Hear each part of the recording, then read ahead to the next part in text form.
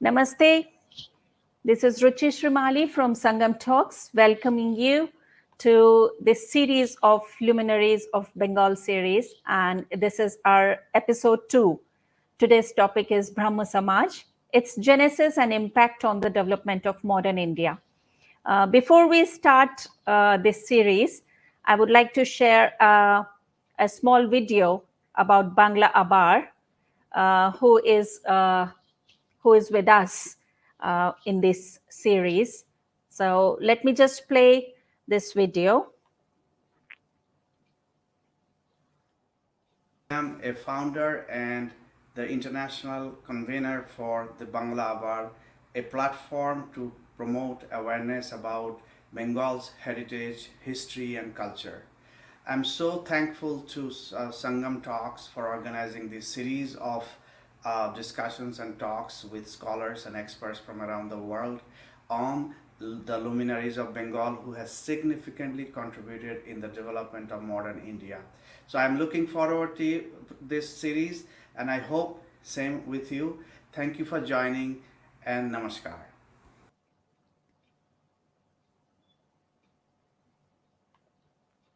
Okay, he was Kanchan Banerjee, the founder of Bangla Abar. And now let's move to our talk today. Today's speaker of this episode is Sri Joydeep Maharaj. He is born in Lübeck, Germany in 1962. He grew up in Kolkata with a passion for literature and theatre. He wrote and directed many significant plays, and his writings got published in numerous Bengali and English magazines. But his deep quest for a spiritual identity drew him away from the mainstream.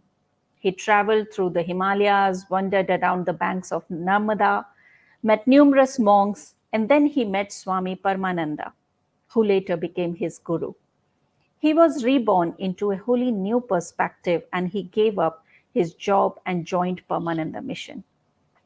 He wrote extensively in Charai Bati magazine, both in Bengali and English. He translated Swami Paramananda's work in English and also wrote a drama called Shishuraj. Then he wrote a book named Kal Drishta. His words and teachings inspired the young generation a lot. Later, in 2011, he established a spiritual retreat, Maramia, in Azimganj, Murshidabad, where he presently works and lives. He inspires and guides people to a spiritual vision and freedom. Many people from Europe and various parts of our country come to Maramia to experience the art of life and living. In today's talk, we have a moderator who is going to handle this talk, and he is Jay Bhattacharjee. He is born in a family of freedom fighters and nationalists. He studied in Mumbai, Delhi, and Calcutta, and did his postgraduate from Cambridge University. He also studied corporate laws and finance, writes in a national print media, and he authored 2 books. The second book, Resurgent Bharat and Other Issues, was published last year. Now, I would like to welcome both our speaker and moderator to today's session. And I now hand it over to Maharaji. Namaste, Maharaji. Namaste, Ruchi. So it's Namaste, on you Joyda. now. Nice to meet you, and thanks for the very exhaustive introduction. So, Joyda, will you please take over since you are the moderator? I think you have to unmute yourself. Joyda, you are on a mute mode. I'm unmuting. I must not take up too much time. A good moderator is moderate in his presence. I think that's something which we were taught for years. So we will let the person who has studied the subject, all of us have studied it in some ways or the other, but Joydeep, if he permits me to call him by this name, he might be, I might have a few years advantage. What we will do is, Joydeep, if you can do it 20 minutes, then we have and the others can join the discussion depending upon the mode which our the gracious lady is doing all the controls. After about 20 minutes, may I suggest, Joydeep, some ideas which we can discuss another for 5-7 minutes and then continue and have a total session of, you have three sessions. I won't take up too much of my interaction. So altogether, we'll proceed in that manner. And the final thing, summary, or don't like the word summary too much. The consensus of the people here, I'll take the liberty of presenting to you, Joy. So may we start off with your enormous learning? Thank you, Jaida.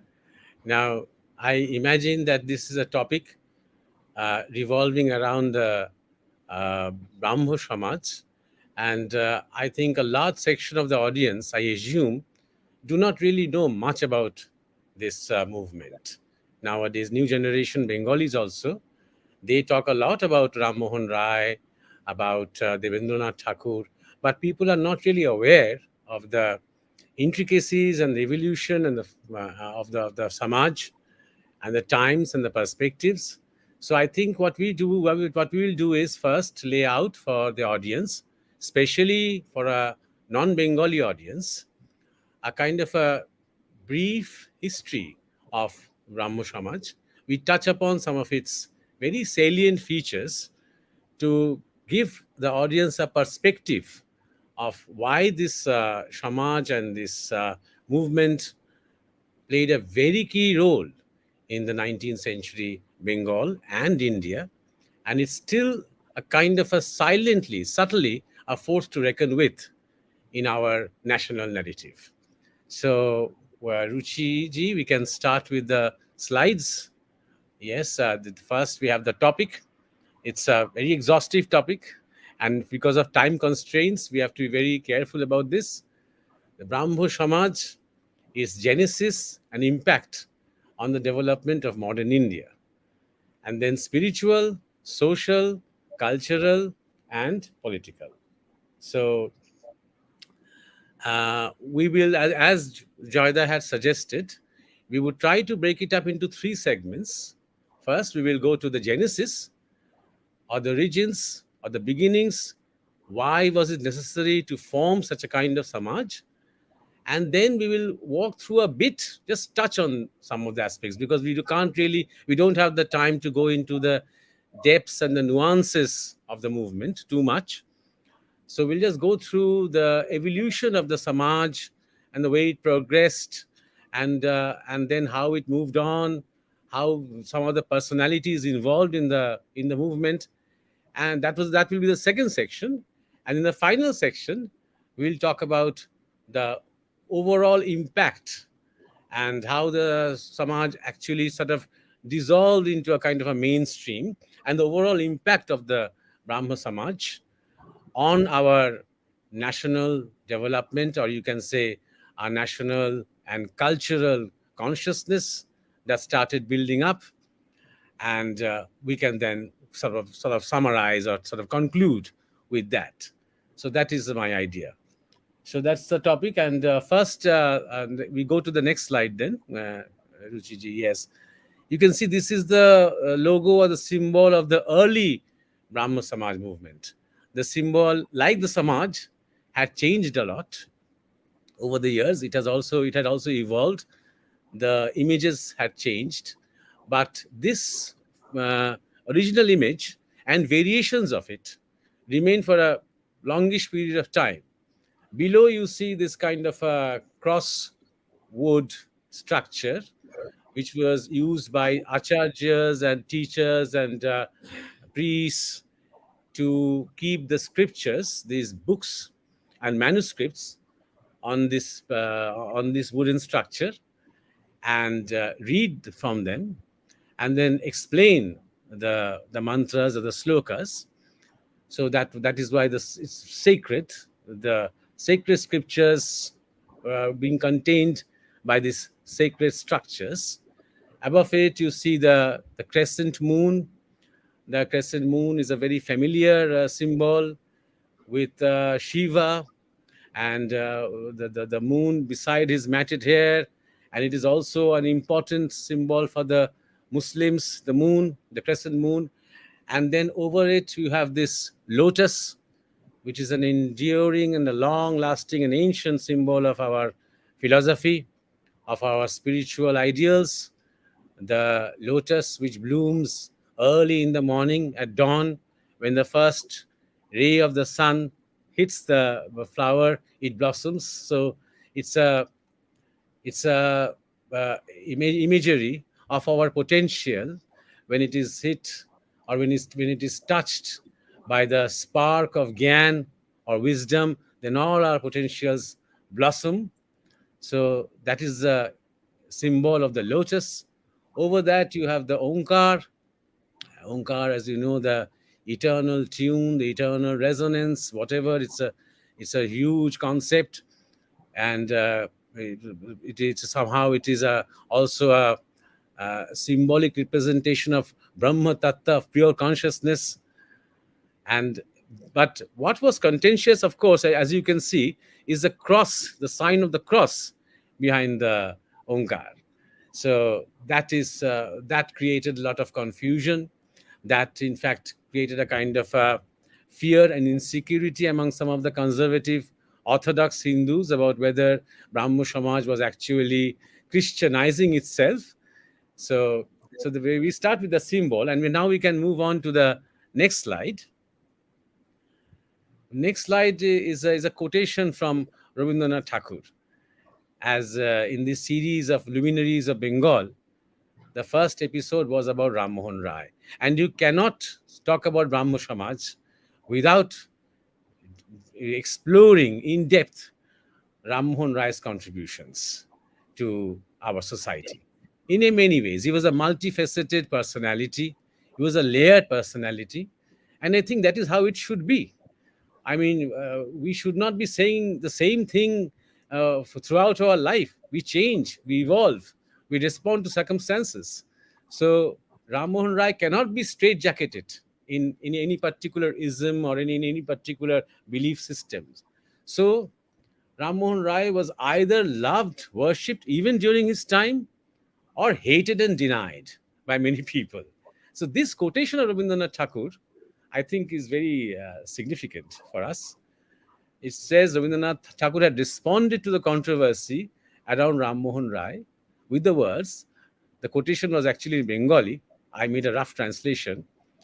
When great Mahatmas come, incidentally, Rabindranath Tagore used to call Ram Mohan Rai Mahapurush or Mahatma on a number of occasions. And he really had a great admiration for Ram Mohan Rai, probably because of the influence of his father, Devendranath Rai, and also Dwarakanath Thakur himself was a close friend of Ram Mohan Rai. For various reasons, he called him Mahapurusha several times, which is quite unique because Rabindranath Tagore was not prone to use such terms for people. So he says, when great Mahatmas come, either we have to acknowledge their greatness 100% and worship them, or we totally deny their contribution and insult them. There is no middle ground. Exactly. And that, I think, is very relevant even in today's context. We are so polarized about everything, whether we talk about personalities, whether we talk about leaders, whether we talk about particular religions. We are so polarized with our opinions. There's absolutely no middle ground. And when we are polarized, we inevitably tend to be judgmental. We cannot evaluate. That is the problem, I think. So in today's discussion, we will try our best to avoid these two extremes of adulation and on one level and complete denial and criticism at another level. We'll try to find a middle ground so we can get a glimpse at least of the truth. When it comes to Brahmo Samaj, the same is true. Whatever, when you say about Ram Mohan Rai or Brahmo Samaj, even when we talk about Mohandas Gandhi, even forgive me for saying this, take the example of our present Prime Minister. There's either somebody loves him like a god or somebody hates him like a devil incarnate. There's absolutely no middle ground. So you cannot really evaluate, you cannot really analyze. That is a problem that we all face.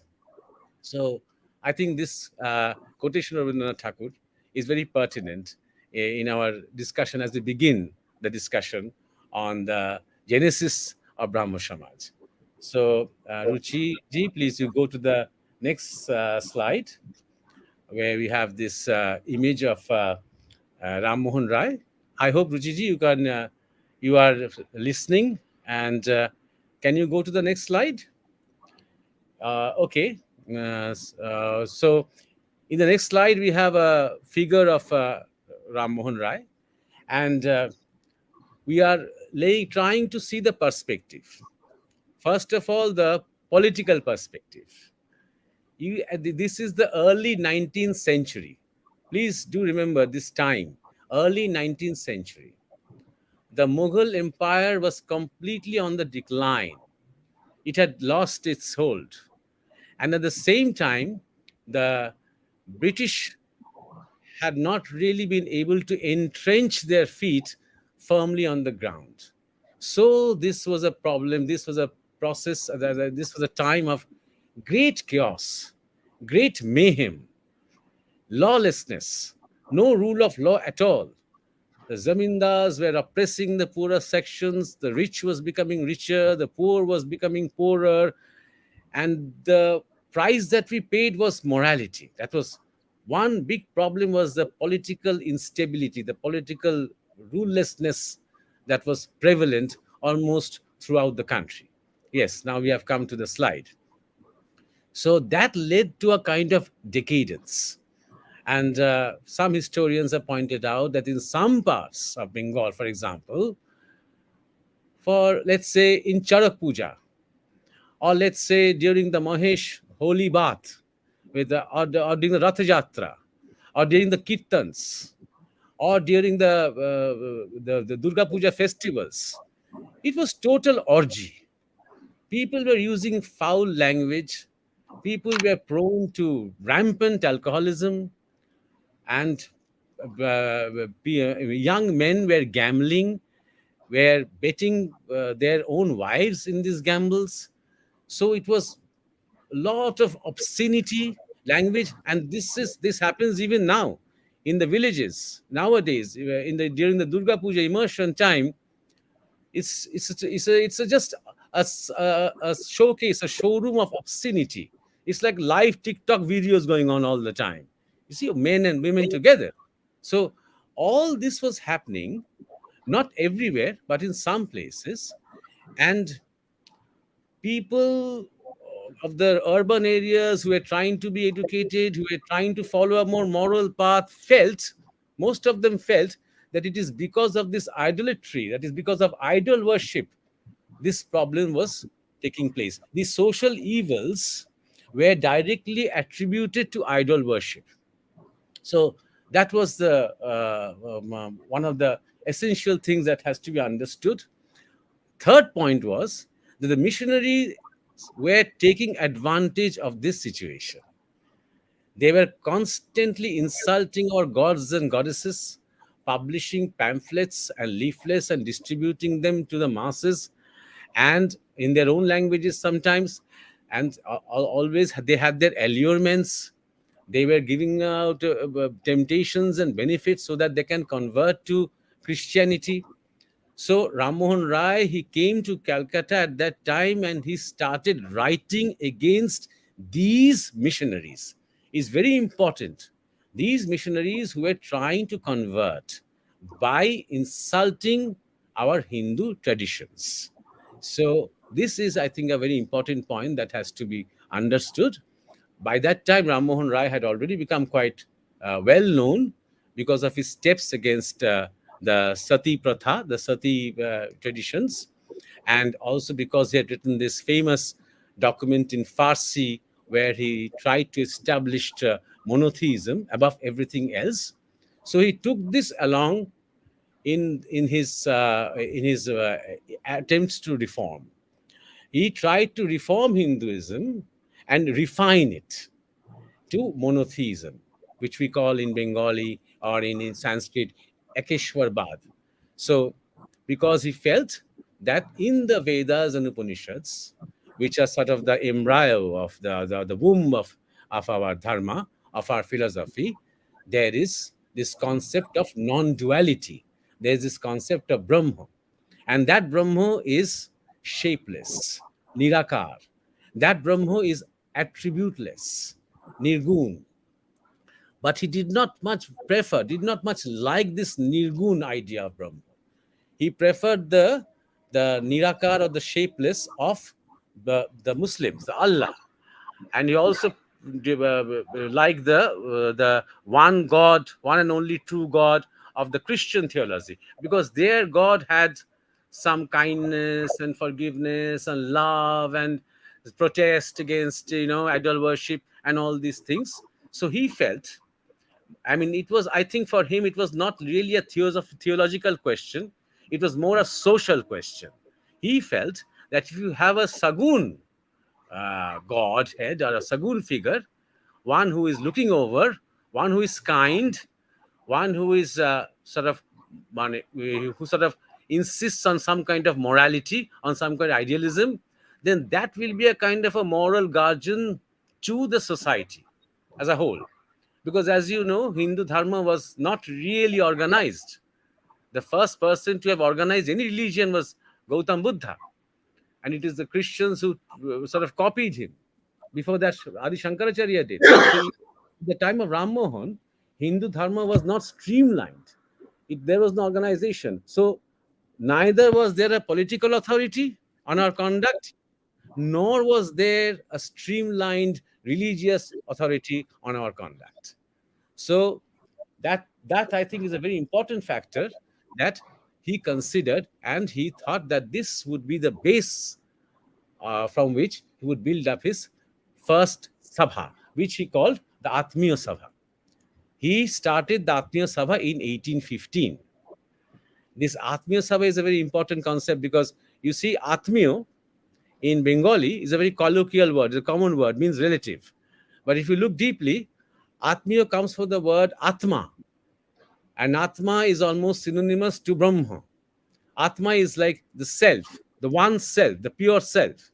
So Atmiya, when he made this Atmiya Sabha, he actually invited people who believed in this pure self, and who was all these people who sort of, whatever their faith is, whatever their inclinations are, if you believe that we are from that one self, you are welcome. So that was the idea. And another thing that is important about Raja Ram Mohan Rai was, he was, of course, quite influenced by the Western Enlightenment, you can say, the liberal, progressive ideas of the West, where they give a lot of preference to reasoning, to logic, to scientific inquiry, to social justice, and to women's rights, to women's emancipation. He had just been working a lot on this sati pratha, and he was also appalled by these child marriages, girl childs who were married off at a very early age, and the plight of the widows. So he took this opportunity to build up this Atmiya Sabha, to start a kind of a reform movement through a refined religion. That was Raja Ram Mohan Rai's ideas. So, and later, from 1815 onwards, later it sort of, people thought that it was becoming a little too Christianized. So he was fitted away a bit. Then 1828, Ram Mohan Rai, he established the Brahma Samaj. Before it was Atmiya Sabha, now it became Brahma Samaj, with some of his friends, followers, and especially this time, among his friends, he had Dwarkanath Thakur. Now, I would like to insist that I will continue to use this word Thakur and not Tagore, just because I'm talking in English, because Thakur is the name. And it's a bit shameful that we Indians and Bengalis continue to use the distorted pronunciation that the Europeans had started, because they could not pronounce. We are sort of using the same corrupted and distorted pronunciation. So Tarakanath Thakur was the grandfather of Rabindranath Thakur, and the participation of the Thakur Bari, you can say, it played a very key role in the development of the Brahmo Samaj. So 1828, the Brahmo Samaj was formed, and then 1833, actually in 1830, Ram Mohan Rai left for England, and from that time there was a kind of a sort of a decline, because without the leader, you see, without the man, without the charisma, things sort of get a bit monotonous. So after 1830, there was a kind of a decline. The membership dwindled a bit. 1833, Ram Mohan Rai passed away, and then slowly, you can say, Devendranath Thakur started taking over, and it was a big change in the Brahmo Samaj. So that is the role of Ram Mohan Rai. In this instance, I would also like to mention that the immediate, let's say, excuse for Ram Mohan's protest against these missionaries was a man called William Ward of the Srirampur mission, who was a man who was really attacking the Hindu devs and devis and Hindu customs and rituals, Hindu worships, Hindu dharma, relentlessly and ruthlessly, something that Christian missionaries do even today, both in Tamil Nadu and Kerala or among the tribes in the Northeast. The thing that they do is to constantly attack our gods and goddesses. You are attacking their characters, attacking their roles, attacking their amorous behaviors, and all these things. And the problem is that we can't push back because we don't understand the significance of these symbols and idols or whatever. Anyway, so that was the role of Ram Mohan Rai for the genesis, for the beginning. Main thing is, I think that is something that is very important to remember, that the social evils, he was more concerned with the social ills, and he tried to approach it through his religious reforms. So that was Ram Mohan Rai's ideas. Now, please go into the next slide, Ruchiji. So, as I just to sort of summarize what Ram Mohan Rai's efforts have been: monotheism, as I've already said, that monotheism, the Ekeshwarvad, where this Sagun Brahma, it is very important that he tried to refine Hinduism from all these idols and customs and gods and goddesses, and tried to bring in this concept of one God, just like Allah, just like God, just like the Christian God. That was one thing. Formless. When you have this formless authority, then you don't fight with the forms, then you don't fight with characters, then you don't fight with attributes. So you can't form communities with formless. Then reasoning and inquiry. He was so insistent on this that in the Brahma Samaj, there was a general kind of a policy that scriptures are authentic, of course, but if there comes a time when there's a conflict between your sense of reasoning and the scriptures, then reasoning should be given precedence. Your sense of reason, your experience, your inquiry, your search for the truth, and what the answers that you are getting through your common sense, through your learning, through your knowledge, that should be given precedence over what the scriptures dictate.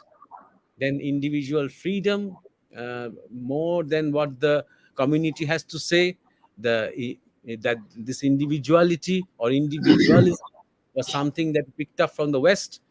The idea of social justice, along with it, the political systems, democracy, the common person having his say, and of course, women's emancipation. So these were the fundamental things that Raja Ram Mohan Rai tried to work on. So that is my genesis, Joyda. Now you can sort of hold the thread for me. Joydeep, may I say without any hesitation whatsoever that this is one of the most incisive, perceptive, analytical assessments of Raja Ram Mohan and the Brahmo Samaj I have heard in recent times.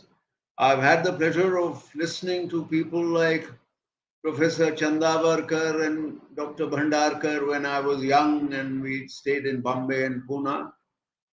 I've also heard my own relatives and others who are very distinguished people, but you are somewhere near the top, my young friend.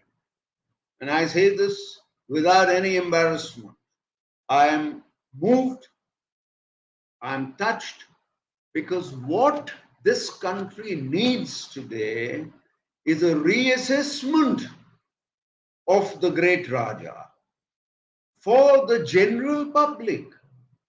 See, I hope these, thanks to Kanchon all the way in Boston, I hope these, what we are trying to do, these will be these technologically advanced methods or computerized knowledge bases which you have prepared with so much effort. I hope these will be disseminated among the people of India, because this country today is on the cusp of a change.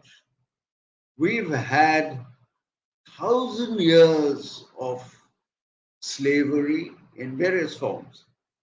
We have had hundreds of years of anarchy where Bharat per se was never in the picture by and large. So, what you have done, Joydeep, is brought up the ideas of Raja Ram Mohan Roy in simple language. You have the benefit. Only a great mind can express complex ideas in simple terms. So you know what I'm saying about you. I have no hesitation. You see, what the Raja did, he made it clear that Hinduism has to go back to its Vedantic roots, to the Upanishads. And then all the civic or civil offenses and behavioral and man-made rules and regulations would disappear. It would require effort. It would require a concerted effort, which unfortunately, I think, Joydeep, you and I can agree on, that has been the greatest lacuna of the Brahmo movement. We have not been able to mobilize the masses. Our ideas have been esoteric. There's nothing wrong with esoteric ideas. That is how Newton saw the apple fall. But then the theory of gravity has had to be popularized. The same way, a return to pristine Hinduism, Vedantic Hinduism, Upanishadic Hinduism, this has to be brought to the general public. However long it takes, we have lost too much time. We cannot afford this delay. So I think what you have done, Joydeep, is of immense importance. And I think we need to carry on to the other segment, and then I'll suggest some ideas for you further. Back to you. Thank you, Joyda, for the wonderful response to the brief discussion that we had. And you have said very nicely that we are on the cusp of change, and we are indeed. This is a threshold time of our civilization, both for Bharatiya civilization and the global civilization, where I believe that Bharat is going to play a very key role in that. And you have also mentioned that Hinduism has to go back to its Vedic roots more. Not only that, more of that we need. And I will come back to some of your points when we talk about the impact, because mostly where you were, in fact, in the last stage of your little talk, you were talking about the impact of the Brahmo Samaj. Yes, we'll come back. We'll come to that and we'll deal with it a little more in detail when we come to the impact stage of Brahmo Samaj. Now we can move on, Ruchiji, to the next slide, where we go to the next great towering personality of Brahmo Samaj, Sri Devendranath Thakur. We here talk about evolution, Yes, Devendranath Thakur was an exceptional man, another very interesting personality, a sage-like person, a yogi, a domestic person, a yogi. He was in charge of a big estate. His father, Darokanath Thakur, who we know have already been introduced, he had left a huge debt on the family. So Devendranath Thakur had to work hard to clear those debts. But at the same time, he was a man who was deeply meditative and also devotional in nature. So he took responsibility after Raja Ram Mohan's death in Bristol in 1993. And he was not only involved with Brahmo Samaj, he participated actively in all the progressive movements and activities that were taking place in Bengal at that time. And during his tenure as the main Acharya of Brahma Samaj, he had to face some contradictions because he faced a group of young, very charming people, among them Keshav Chandra Sen, and they were almost advocating for a separate dharma, for a separate Brahmo dharma. So he did not want that to happen at all. He was always loyal to the great Hindu umbrella.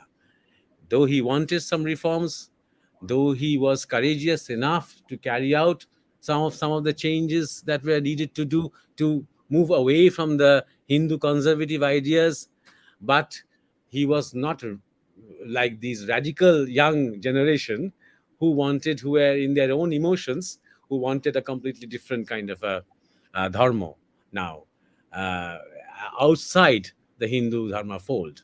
So we can say, if when we go through some of the insights of the historians, that Ram Mohan Rai tried to spearhead Upanishad based pure Vedanta in the society.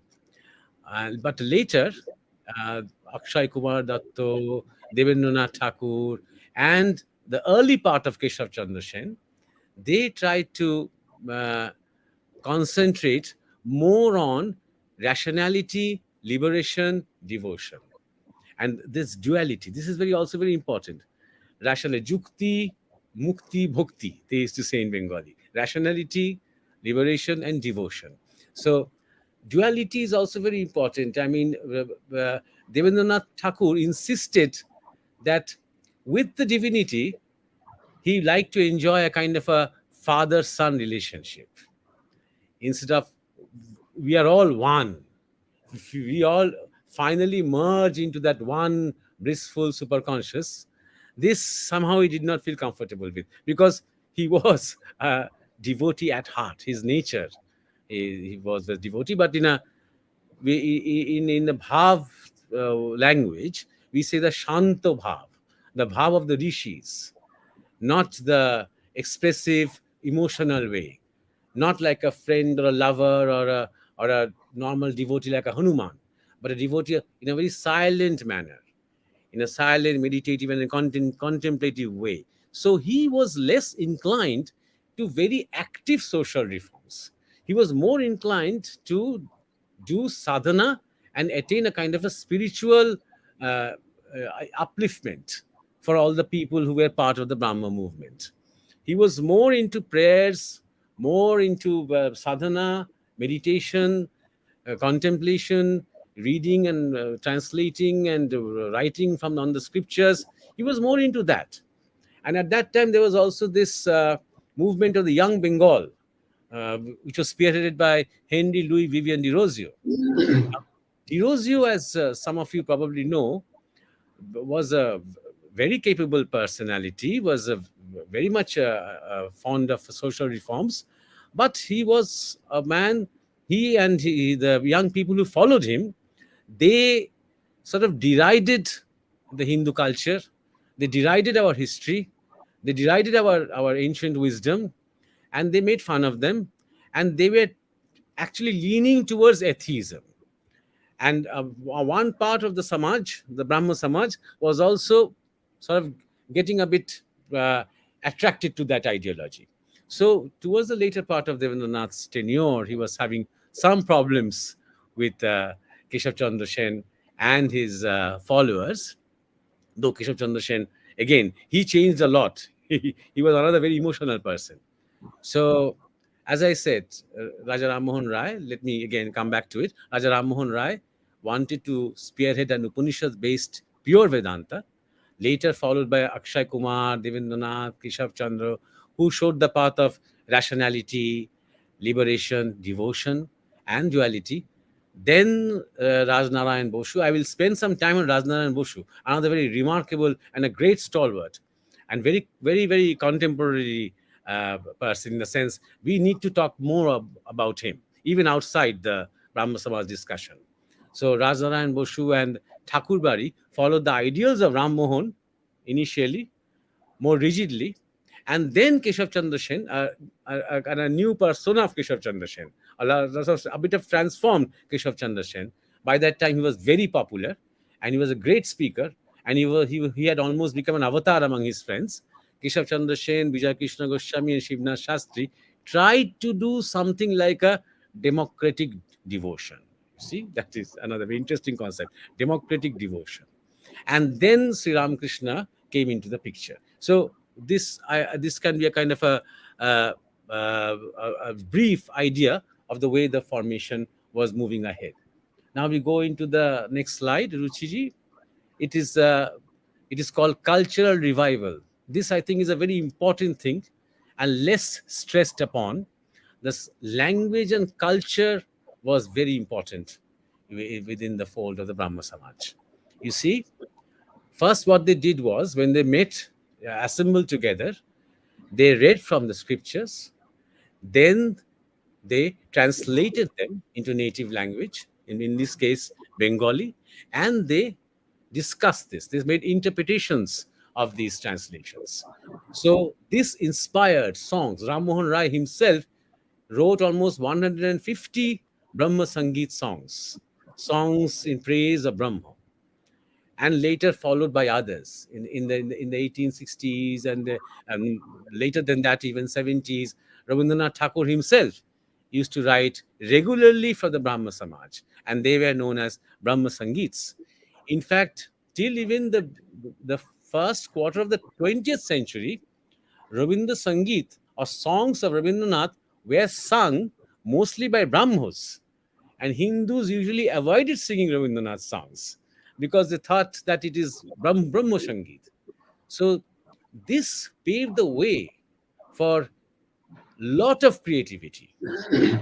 Many periodicals, many magazines, both in Bengali and in English. Many essays, commentaries, translations started coming out from the Brahma Samaj. And as I've mentioned, this created literally a wave. So when we talk about the Bengali Renaissance, especially in the field of literature or in the field of culture, Brahmo Samaj played a very big role inadvertently. I'm not saying that they did it intentionally. And also because Thakur Bari, not only Rabindranath Tagore himself or his father, but also others, brothers, Jyotirendra Thakur also, they all became part of the Brahmo Samaj. So not only that, they also, the contribution of Thakur Bari is also very important. That, for example, I'll just give you an example. Jyotirendra Thakur, the Chorda of Rabindranath Tagore, took his wife Kadambari Devi on a horse and rode her in Eden Gardens. It was unthinkable in those days. You see, absolutely unthinkable that a wife of such an important family was riding a horse along with her husband in broad daylight for everyone to see in Eden Gardens. So this was a kind of a revolution. These progressive ideas were a kind of a revolution to people. The dress codes, for example, the way the women wear saris, even today, this was something that was a trendsetter. The Thakur Bari was the main trendsetter of this.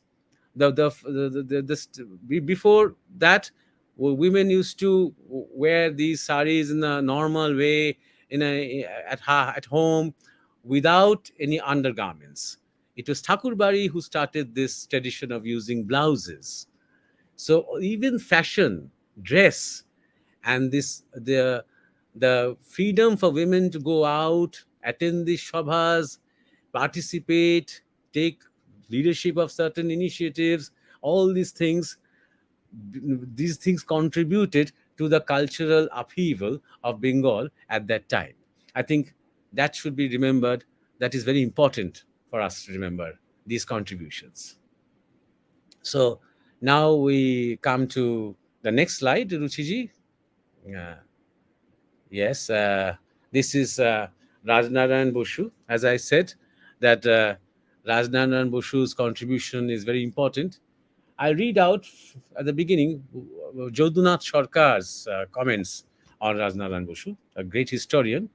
He said, in Rajnarayan's work on nationalism, there appeared one central belief that before a nation could participate in universal progress, it had to become a nation.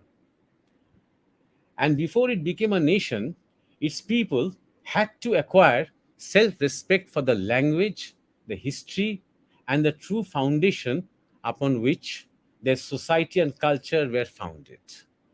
He was both a nationalist and a social reformer. This is very important to understand. Rajnarayan Boshu, let me just tell you, was the maternal grandfather of Aurobindo Ghosh.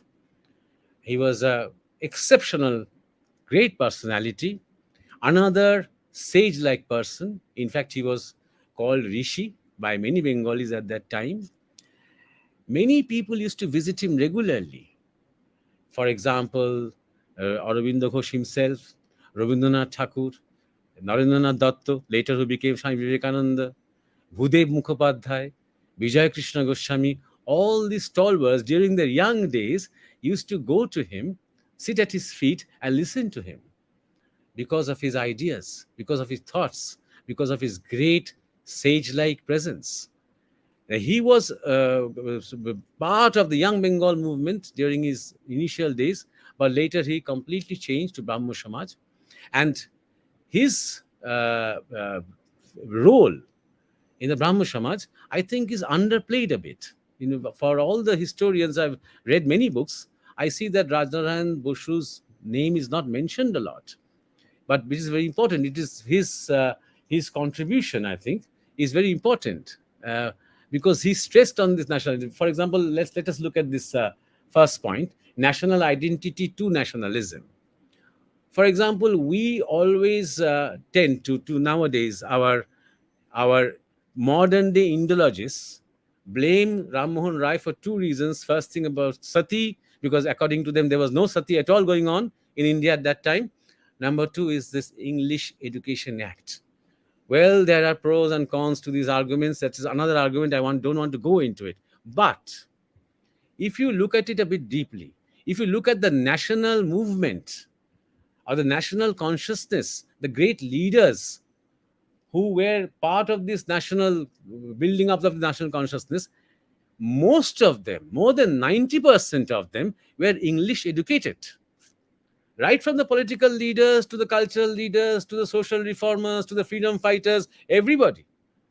Your Mohandas Gandhi himself, Jawaharlal Nehru, Muhammad Ali Jinnah, Dr. Ambedkar, Subhash Chandra Bosu, Aurobindo Ghosh, and many, many others. All the reformers that we talk about, all the great luminaries were English educated. And does that mean that I mean only because they were English educated, they understood nationalism? No, they could counter the Western civilization. That is the main thing that happened. Maybe that was not the intention of Raja Ram Mohan Rai. That is not my point. My point is that in order to establish your own identity, you have to understand the enemy. You have to understand their motives. You have to understand their history. You have to understand their colonial mindset. And in order to understand them, you have to learn.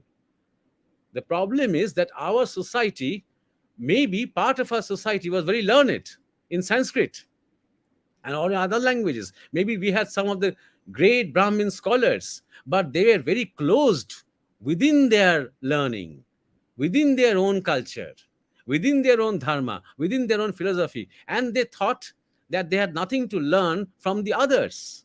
who were coming in, invading and plundering us. So I think that is very important. You see, when you talk about nationality, we are talking about Rashtra. Country and nationality are two different things altogether. You see, we were a desh all the time. We were a country all the time. Bharat, Bharat Barsha, Mahabharat. We know we are a country. But what about the political identity? The nation state concept is a very fairly new concept, not more than 200 years old. And that has been built up by the Europeans. That nation is built upon one race, one religion, and one language. That is the idea of a nation state. You see? And they use this idea to say that India is not a nation because we are many races, we are many languages, we are many religions.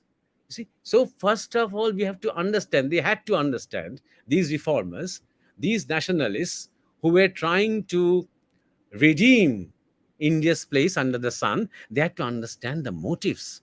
You have to use their own game because they are the rulers now. So you have to play their game with their own rules and beat them in that rule.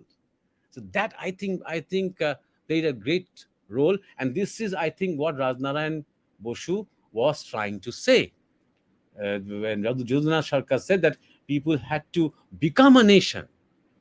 So in order to become a nation, you need reforms. When there is so much chaos, when there's so much confusion in the society, and there are so many gods and goddesses, and there are so many rituals, then what is the identity of a nation? What makes us feel that we are a one nation? We have to do something about that, you see? So that was Rajnarayan Boshu's ideas. So, and in the second point, I've written evolving concept of a nation state, countering the Europeans in their own game. So we have to understand the role of the Western civilization and how it is different from our civilization, and then to counter them, then to see the superiority of our civilization over others. So first, learn their language and learn to talk in their language. They are always caught talking about human rights, human freedom, and all that. Okay, we have our own human rights, so our whole human freedom from our own philosophy. First, implement that. First, make a demonstration of that. So that is what Rajnarayan Boshu tried to say. Come to the next slide, Ruchi. And he has, now I'll directly take from two quotes from Rajnarayan Boshu. Very nice, very touching. He had said, I am a Hindu like yourself.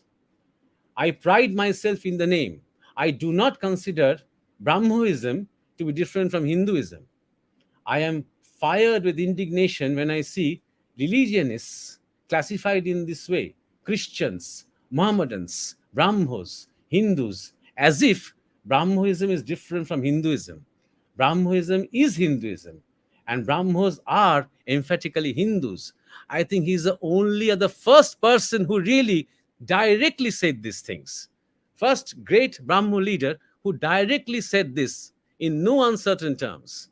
And that I think is very important to understand the Indian nationalism, which was now becoming during the late 1860s and early 1870s, a kind of a Hindu revivalism, a kind of a Hindu nationalism. And that's why the Muslims started moving away from Brahmo Samaj. Very important. And it's also during this time. Why did you have to say this? Because it was during this time, in 1872, the Brahmo Marriage Act was passed. You see? And in that Marriage Act, the man and the woman had to profess that I'm not a Hindu, not a Muslim, not a Christian, and then you are a Brahmo, and then you can marry. So there was a lot of resentment, obviously, among the Hindu Brahmins and Hindu intellectuals about this kind of marriage, where Brahmoism was consciously trying to move away from Hinduism under the leadership of Keshav Chandra Sen. Now, Rajnarayan Boshu, who was also close to Keshav Chandra Sen, had vehemently said this in this context, under the context of this Marriage Act.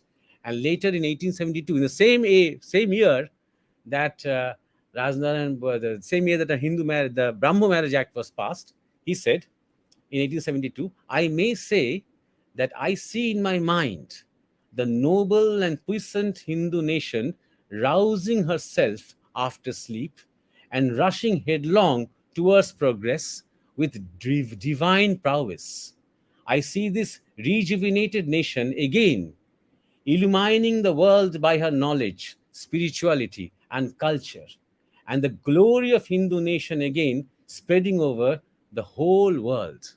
Source R.C. Mujumdar.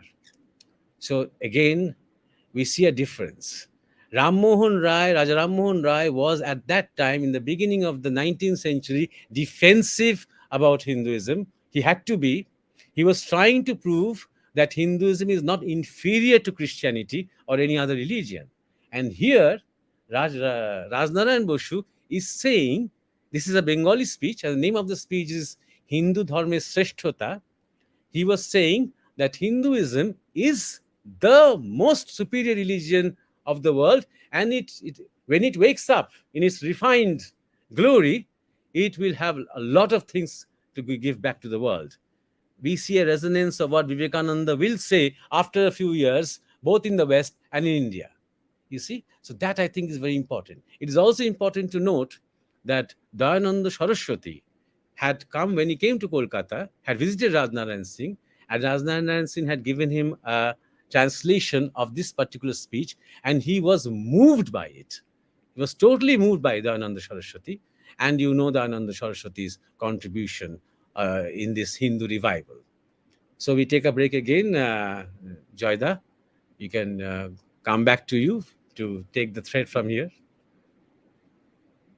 Please unmute your. Joydeep, my felicitations on another scintillating segment, which should put at rest much of the debate in the entire Indian country, our nation, about Brahmoism. Now, even the Arya Samaj, which is supposedly a brother movement or a sister movement or a fraternal movement, even in the Arya Samaj, there is an enormous amount of ignorance about the Brahmo Samaj. In Delhi, we have the very well-known building called the Raja Ram Mohan Roy Memorial Trust. It's in the heart of the capital. It's at the heart of the Lachan zone. It's in a place called Rouse Avenue Lane. It's an enormous building which was inaugurated by the late Chief Justice of India, Mr. S.R. Das. My parents played some contribution in it in terms of raising funds. A lot of the Brahmos from the Lahore Brahmo Samaj were very important in setting up this Raja Ram Mohan Roy Memorial Trust. And to our great dismay, even now, we find that the message of the Brahmo Samaj is totally not understood even among the Arya Samaj people. Is it a fault of the Brahmo movement? Have we failed somewhere to disseminate the thoughts of Rajnarayan Bose, of Dwarkanath, Rabindranath? At one time, it was very interesting. People who know Indian films, popular films, Utpal Dutt, as you know, in the rest of the country, became a popular film actor. But once he was interviewed on Doordarshan in the old days, and a very enthusiastic young lady asked Utpal Dutt, Mr. Dutt, what do you think of the Indian Renaissance? Utpal Dutt, a CPM, ML, whatever you call him, you know what he said? There is no such thing, madam, as the Indian Renaissance. It was the Bengal Renaissance. I mean, I'm just giving you what you have set out so nicely. Where we have failed, even in Maharashtra, where the Prarthana Samaj, which is not like the Arya Samaj, Prarthana Samaj is definitely part of the Brahmo Samaj. The Prarthana Samaj has also failed to disseminate the ideals of Raja Ram Mohan Roy and the great savants of the Brahmo Samaj. There were some Maharashtrians, Principal Velinka, the great Brahmo, Principal Bhandarkar, the Bhandarkar Institute in Pune. Then in the south, if you go, There was the famous Dr. Subbarayan, who was the governor of Tamil Nadu and later Bombay, who was the father of Mohan Kumaramangalam. And many of us have known Mohan Kumaramangala's son, who was a well-known TV star. But anyway, Mohan Kumaramangalam, who died in that air crash. So in the south, this was a small but very powerful Brahmo Samaj. But the movement never spread. We could not take with us the Arya Samajis. We certainly could not take with us the vast majority of the Hindu population of our country. Somewhere where Joydeep, the leadership of the Brahmo Samaj has not come up to the mark. If I say that, it's not to disparage the legacy of the great Brahmos. It's that we, current generation, we have failed. Now, part of the downfall is, of course, I am regret to say, we are Nobobidhan, our family, but my Dadu was very clear. Keshav Chandra's one or two decisions were disastrous. Child marriage to the royal family, which under no circumstances should have been done, and few others. So, but the Brahmo Samaj recovered from these blows. Yet, on the national scene,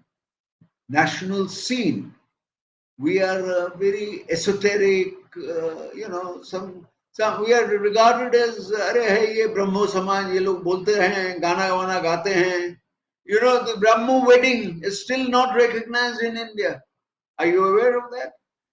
A Brahmo wedding has to be followed by a wedding under the Special Marriage Act, 1954. Because why? Some lawyers and these things, they said, no, it does not have the fire, it does not have the Saptapadi. Therefore, you Brahmos, you have your wedding, you sing a lot of Brahmos, Shongit, Tego songs, but your marriage will not be recognized under Indian law. So these are the fault lines in the Indian state, in the Indian Republic. And I am so happy you brought them up, but now we should concentrate on that. How do we make the great Raja Ram Mohan Roy, even Keshav Chandra Sen, he came back to the fold. I must say, he came back to the fold. And the innumerable number of Brahmo savants. It's a French word which is not very easy to translate into English.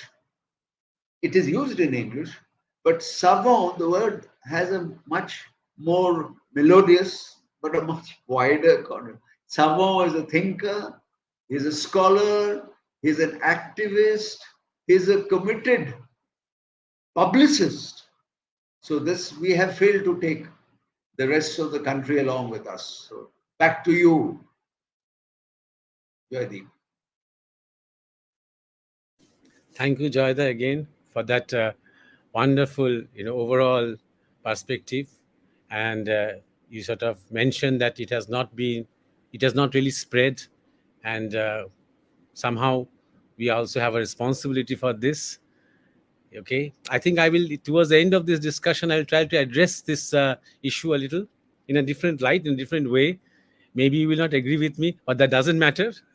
Disagreement is welcome.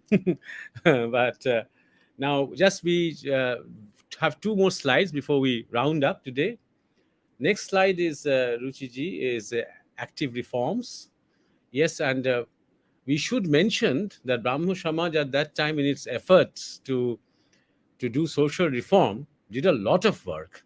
It set up schools in different areas, both for boys and for girls, secular education, modern, progressive education for all the children, even in the semi-urban areas.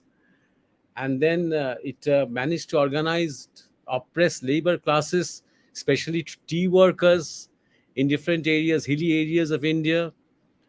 Then, of course, it made a great movement against child marriage, which Joyda was talking about.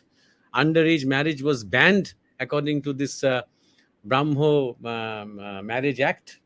But of course, the contradictions came when Keshav Chandra Sen gave his daughter, who was about 14 years old, uh, she she had to marry the royal family of Kuch Bihar.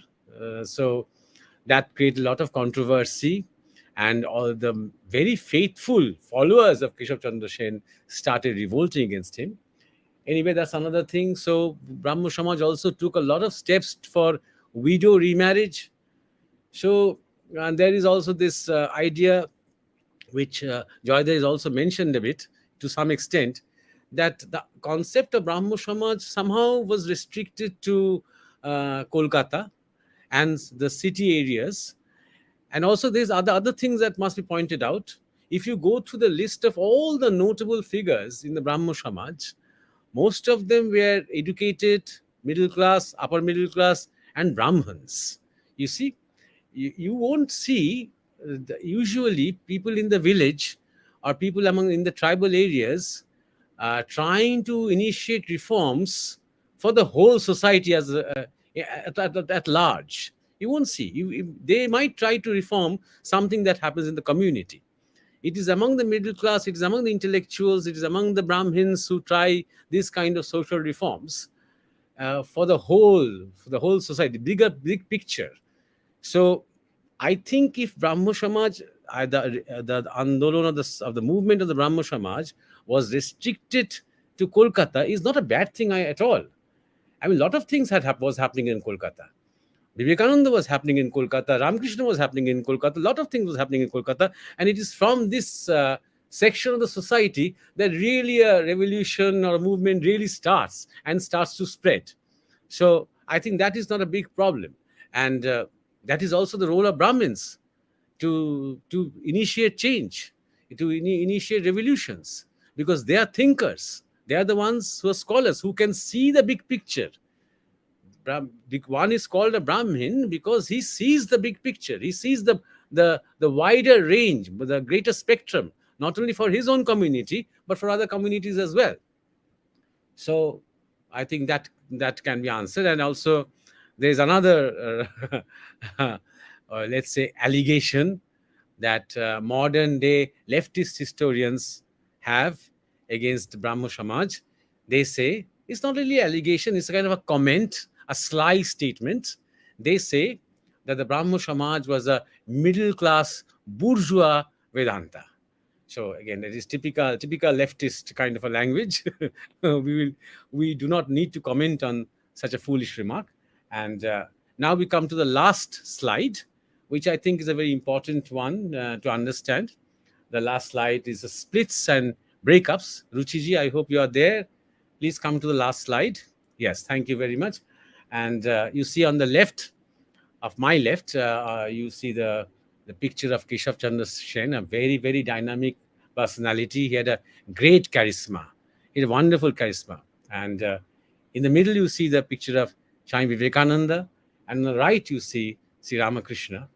So, and this Brahmo Samaj, as Joyda has also mentioned to some extent, we'll also sort of take a trace that its evolution was laced with splits and breakups.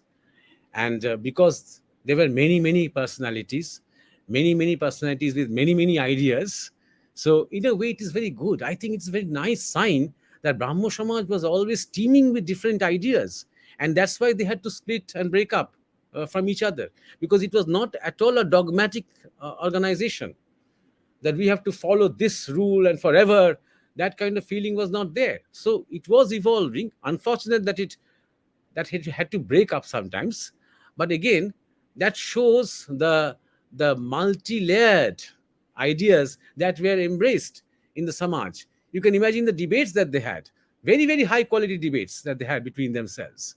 So it was Brahmo Samaj during Devendranath's time, and then split up. Devendranath, who was very fond of Keshav Chandra Sen, had named him Brahmananda, but later he was aghast because of Keshav Chandra Sen's radical ideas. And Keshav Sen was again very emotional person. He was a Vaishnava by nature. I mentioned this from a spiritual point of view. I had also mentioned Devendranath was a devotion, was a Bhakta, was a devotee by nature, and Keshav Chandra Sen was a Vaishnava by nature. Why is this important? Because Brahma Samaj was aiming towards always, at least on the book, a shapeless, formless, attributeless Brahma with a Vaishnava heart. That's the problem. And I'll come to that. So Keshav Chandra Sen and his friends and his followers had drifted away from the Devendranath Thakur. Then they formed the Bharat Varshya Brahmo Samaj, Keshav Chandra and his followers. And then Devendranath Thakur, his Brahmo Samaj became the Adi Brahmo Samaj. And later, after Keshav Sen's daughter's marriage, when his followers revolted, especially under Shivnath Shastri, then it became that Brahma Samaj became the Sadharan Brahma Samaj. So all these splits and breakups happened. So look at the towering personalities. I was talking about all these personalities, the Vivekananda, then Vijay Krishna Goswami, then Shivnath Shastri, Pratap Chandra Majumdar. We must remember that Pratap Chandra Majumdar was one of the representatives of Brahma Samaj in the Chicago World Parliament of Religions. Even as Joyda was talking about Prarthana Sabha, even Prarthana Sabha was separately represented by a leader in that Chicago conference. So there was Rakhal was Swami Brahmananda, who became the first president of Ramakrishna Mission. Then Sharad Chandra Chakraborty, who was Swami Sharadananda of Ramakrishna Mission, and many others. Later Chittaranjan Das, who was a political mentor of Subhash Chandra Bose. So all these people were there, one time or the other. From the very beginning to the end, Brahmo Samaj had these great multifaceted personalities. And Brahmo Samaj was inspiring towards the later stages, as we saw from Rajnarayan Bosu's comments and speeches. It was inspiring a kind of a Hindu nationalism. And one important point is that the Muslims were moving away from it, from this movement, because you see, after the Battle of Palashi, after Shiraj-ud-Dawla was defeated, the Muslims felt aggrieved against the British, no doubt. So they held on to their own culture, own traditions as much as they could. On the other hand, the Hindus came closer to the British in certain ways. They tried to become, close, and they tried to reap some benefits from this closeness. The Muslims tried to stay away and felt a kind of animosity both for the British and for the Hindus who were cozying up to the British. So some leaders tried to change this. For example, Keshav Chandra Sen, he instructed one of his followers, Girish Chandra Sen, to translate the Quran into Bengali. Again, a revolutionary move at that time, and must have been very controversial. But when Girish Chandra Sen did that, it helped a lot in creating among some of the Muslims, a kind of a Muslim Bengali identity. And this is what Keshav Chandra Sen wanted. You see, this is what he wanted in the Brahmo Samaj. So, was somehow, in spite of all these efforts, finally the Muslims stayed away when they saw that this was becoming a kind of a nationalist movement. So all the people who feel nowadays that the Brahmo Samaj or Ram Mohan Rai or Keshav Sen, they played no part. Yes, Keshav Chandra Sen at one time, even before the Indian National Congress was formed, he was wondering whether he should create a political party eventually for the freedom of India. So he was, in his own way, always a visionary who was thinking far ahead of his time. You see? So I think this has to be remembered. That this is very important for us to ponder over when we say that these were just trying to make some kind of cosmetic reforms, and they had no role. All the people who were engaged with the Brahmo Samaj were somehow responsible for the cultural upliftment of Bengal, and that cultural upliftment, also the fact that these social reforms were taking place, also the fact that young boys, men and women were getting good education, progressive education, that part of that section was getting anglicized, the other part of the section was becoming more and more aware of its own roots, of its own culture and heritage, as we had mentioned before. So that way, directly and indirectly, the feeling of nationalism was very much a part of the Brahmo Samaj agenda. Nationalism that will at least have a voice. At that, in the middle of the 19th century, they were not really thinking about freedom. They were thinking about having a national voice pitted against the British voice of the rulers, the people who were oppressing us or dictating us or taking advantage of us. So that, I think, has to be remembered. And finally, as I said, when we talk about the impact, I would like to say, I'd like to add a few words about Sri Ramakrishna. But before that, many youngsters who were getting attracted to the Christian ideology, this idea of one God and the Son of God, pitted against the thousands of gods and goddesses who were being insulted day and night. But all these people, all these young people who were attracted towards Christianity were brought back to the Hindu fold because of the Brahma Samaj. That is also very important. And also we have to remember, while we conclude, that the 19th century, our religious movements, our society, our education, our women's emancipation, and all these things, and even the political movements that we were participating in, were directly or indirectly related to the Brahmo Samaj and its influence. This is very important for us to remember. Now we come to this problem of the later stages of the Brahmo Samaj. Now, should we say, this is now I'm coming to what I feel. Should we say that the Brahmo Samaj broke up? Should we say that the Brahmo Samaj failed in its mission? I don't think so. The problem it is something that I believe in, and something that my guru has explained to me, that when there is a kind of spiritual tide, it is usually an organic one. Problem with the Brahmo Samaj was, talking about strictly the spiritual aspect of it. The problem with the Brahmo Samaj was, it was an inorganic movement. It was a kind of a scholarship trying to take good ideas from different sources, extracting good ideas from our Vedas and Upanishads, some good ideas from the Quran, some good ideas from Bible and from other sources, and trying to create a comfortable space for ourselves, so that, okay, now we have a dharma which is progressive, which will be suitable for us, and which will give us a national identity, so that we can look into the eyes of the Christian and push back. But what I mean by organic dharma, look at Gautam Buddha. He realized, he did a lot of sadhana. He reached his top supreme consciousness. He attained nirvana, and he was not trying to go for a social reform. He did not walk out of his house to do social reform, to do something for the society. He walked away from the house to understand the nature of pain, to understand whether there's any liberation from death, disease, and pain. It was a personal quest which gave him the answer. When he got the answer, then he also had the power. He also had the energy or the power to share it with the world. And then that became a global movement. You see, that is what I mean by organic. Think of Chaitanya Mahaprabhu.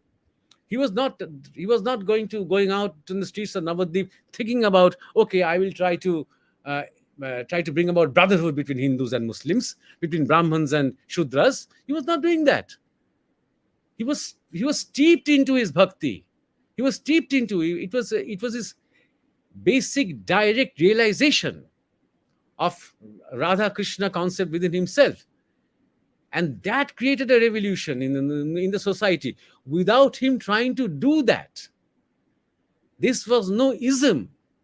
Chaitanya was not trying to bring about an ism like socialism, like Marxism, like thisism and thatism. So that is what I mean, the difference between organic and inorganic. I'll give you more concrete examples. As I have already told you, the people in the Brahmo Samaj, all the members were wonderful people. And that is why Ramakrishna loved them so much. Ramakrishna never criticized them. One day in the Sabha, while there was this song going on, the song was about the, let me touch your feet, don't take your feet away from me. You know this song, for example, চরণ ধরিতে দিও গো আমারে, or তব দয়া দিয়ে হবে গো মোর জীবন ধুতে, নইলে কি আর পারবো তোমার চরণ ছুতে, your mercy will help to wash my life, otherwise how will I be able to touch your feet? Now this is Rabindranath's song, but there were other songs like this. So one day Ramakrishna in that sabha, he loved going to the sabha. He loved the atmosphere. He loved the people. In that sabha, he just stood up in the middle of the song and he said, where is the feet of Brahma? This is the contradiction that I'm talking about. This is the problem of inorganic religion. You see, that there is some kind of a cosmetic, it's a kind of a thing that you make with your intellect. It's kind of, I'm not criticizing Ram Mohan Rai. He's a great social reformer, but he's not a realized seer. That is the difference between Ram Mohan Rai and maybe Vivekananda. And that is exactly what Vivekananda said many years later. He never criticized Ram Mohan Rai. He never criticized Vidyasagar. But he said, reforms are good, okay, but more important is awareness. More important is that people have to get awake through education, true education, real education. Then that will itself solve all these problems that you talk about. You're thinking about the outside things only. You're not going into the depths of the problem. You're thinking about, people, why are children being married off to people? Okay, that can be stopped by a new law. Okay, but does that change the heart of the father and the mother? Does that change the heart of the little girl who would like to say, no, I want to grow up and establish myself first? Does it? So that is what is awakening. That is the problem. Second problem, you see. Ramakrishna sometimes said in his very childlike way to Keshav Sen and Vijay Krishna Goswami, he used to say that, why are you always saying in your speeches, in your sermons, that you have created the sky, you have created the flowers, you have created the sun, you are so beautiful, you are so true, you are so wonderful, you have created love. What about the other aspects of life? What about the pain? What about the suffering? What about the poverty? Isn't your Brahma in them too? These are very simple, childlike questions, and these great scholars did not have any answers.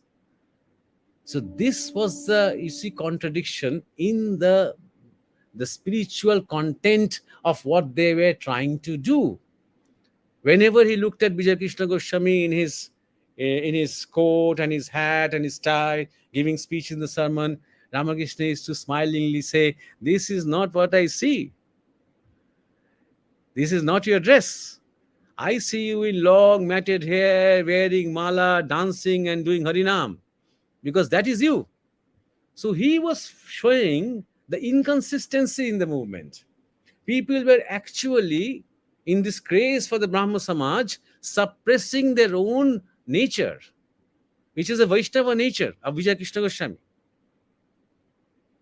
So we are talking about this formless and this shapeless, attributeless Brahma, and that should be the key defining, the philosophy or religion of Hindu Dharma. But that is not Hindu Dharma. That's only one part of Hindu Dharma. And by the time of Ramakrishna, you had Ramakrishna now, who showed you the beauty of idol worship. And he was constantly saying, he was telling Vivekananda and everybody that if Brahma is truth, even Kali is truth.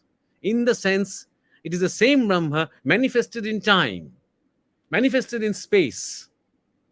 It's the same Brahma, then unmanifested. So he was sort of wedging the gap. By that time, you also had Ram Prasad Sen.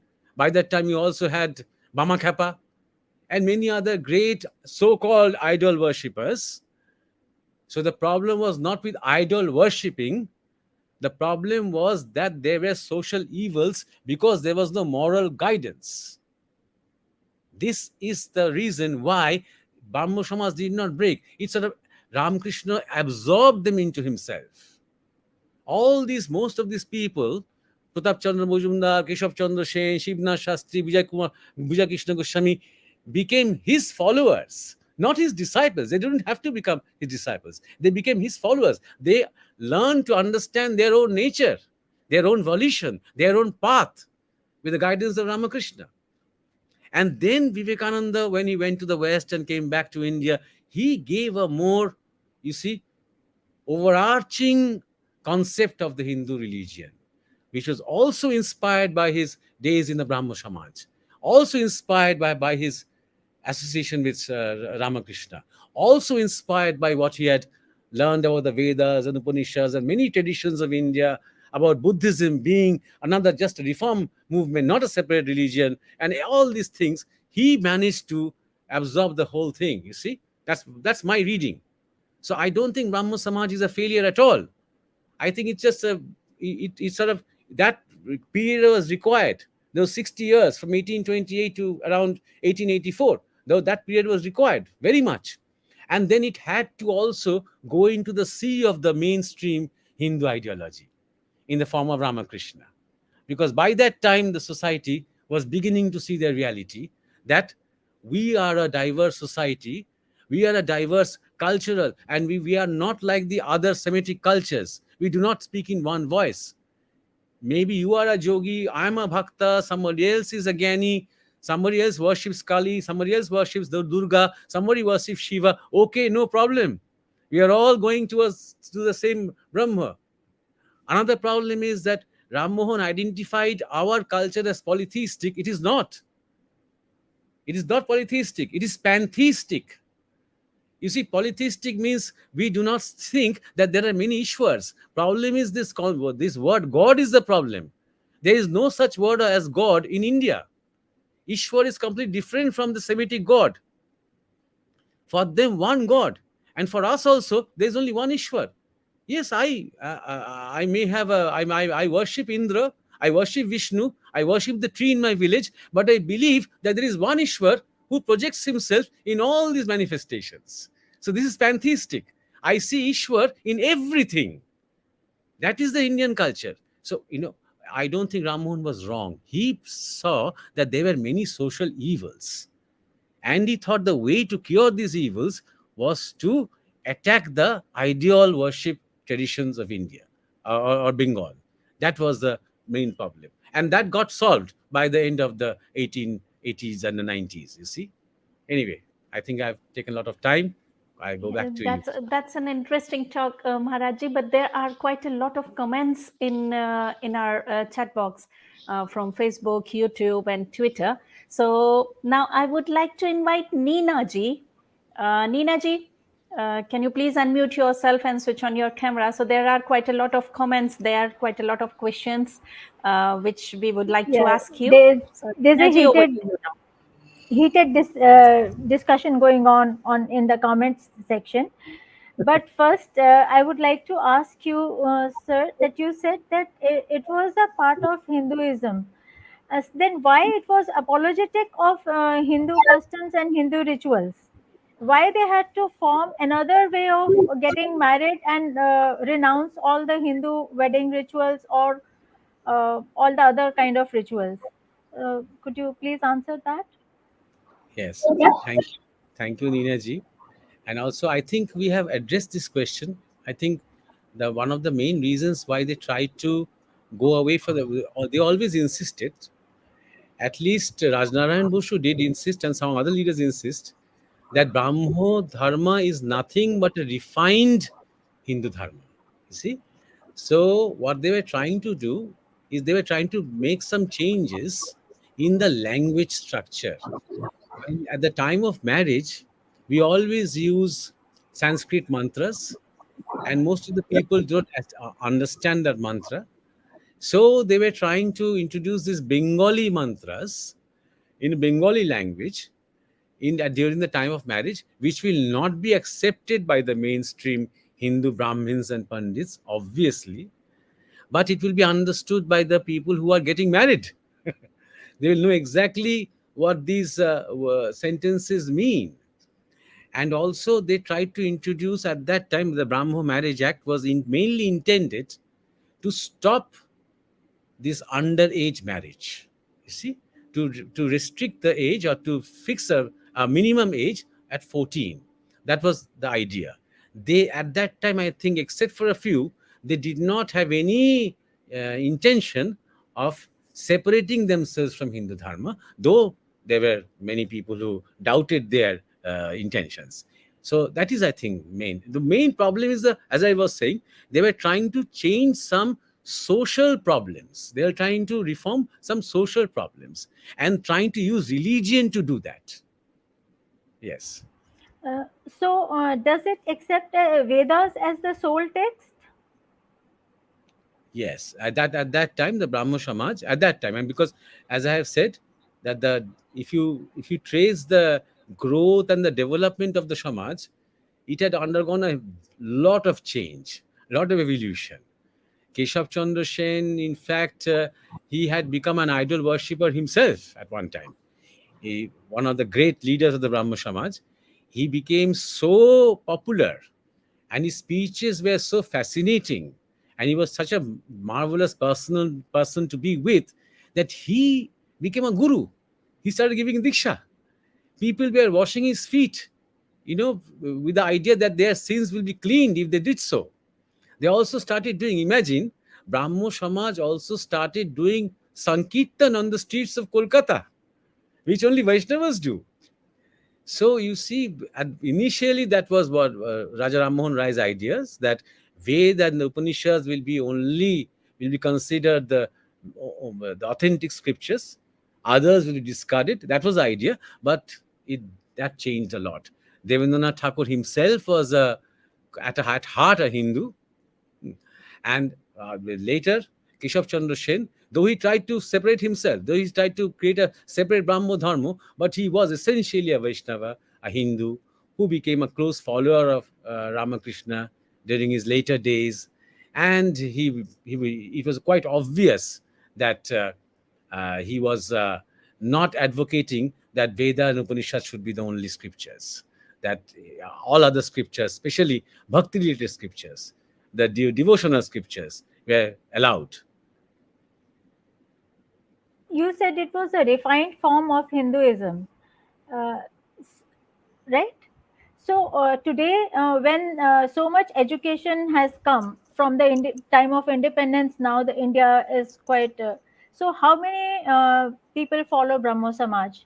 And did it seep into rural Bengal? Did it go anywhere beyond Bengal? I think, Ninaji, all the people who are asking these questions have not really listened to discussion at all. Hello. Let me answer this lady. You're asking questions which have been covered by Maharaj. Yes. You're again asking them. I think it will not be a very productive exercise. Okay, then let me go to the. You have not listened to him. He made it very clear in his very top of this thing exposition. Maybe you were not hearing him. I think we will have to rule out questions like this. Sorry. Sir, I have listened to everything, but there's a comments thing going on. And the thing is that there is a heated discussion going on about sati, which I'm not entertaining actually, because they are saying there's somebody is quoting numbers from Christian missionaries, and we would like to have Sati numbers now, as of today. No, when it was banned. No, but How madam, prevalent was it? This has been covered by Maharaj. Why are we going back to this? And The Sati whole debate about Sati has been covered by Maharaj very clearly. So please do not reopen this. I think this will go on the whole night. Yeah, okay. So, I don't have any more questions. Thanks. Ninaji, remember that Sati was never a Brahmo Samaj agenda. Sati was the Ram Mohan Rai's personal movement. You see, when Brahmo Samaj was formed, the Sati movement had the abolition had happened before that. That was before. You see, he watched his sister-in-law. No. He watched. Yes. This lady deserves an answer. He had the tragedy, trauma of watching his sister-in-law, and at that time Ramon was very young. So I think what the Maharaj wanted to tell you very briefly, that trauma affected Ramon, and over the years, so I think we can go on to a few things more, and otherwise, where is our lady from Ahmedabad? No. There it is. So would just No, like to I ask, think is there anything more to discuss, will or go can on we forever. conclude today's session here? Yeah, I think we are the Maharaj who deserves a break. Yes, I think Joyda can conclude, and I think I'm done for I today. think no. I think the two ladies and I and all the other viewers, we have gone through an experience which is rare. Certainly for me, I have many more years of advantage over you. I don't know, Joydeep, whether we'll meet again, but we've had an experience today of a level of discourse, which is extremely rare. You know, I don't need to butter you up. So we have been blessed with an enormously interesting evening, and I think we should thank Maharaj. And if there are any other questions from the audience, we could take 2 or 3 more, but we'll have to wind it up. What do you say, ma'am? Yeah, I think we should conclude this session now. Yes. So, yeah, thanks for joining Please us. thank, please thank Maharaj. Yeah, Maharajji and Joyji, both of you. Thanks for joining Sangam Talks and Bangla Abar for this session. Thank you. Namaste. Jai Hind.